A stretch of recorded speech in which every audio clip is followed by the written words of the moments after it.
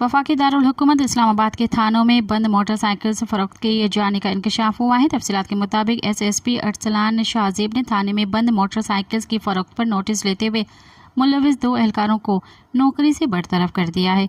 दौरान inquiry police एहलकारों पर इल्ज़ामात साबित पाए गए। बरतरफ होने वालों में थाना तरनोल का माल खाना महरर हक नवाज शामिल है। कंप्यूटर ऑपरेटर मकबूल शाह को भी बरतरफ कर दिया गया। जरा के मुताबिक मुलजमान ने 60 के करीब मोटरसाइकिल फ़रोख्त की है। मालखाना मुहर्रर करप्शन और खुर्द बुर्द में भी मुलविस पाया गया। SSP की जानिब से बरतरफी के अहकामात जारी कर दिए गए हैं।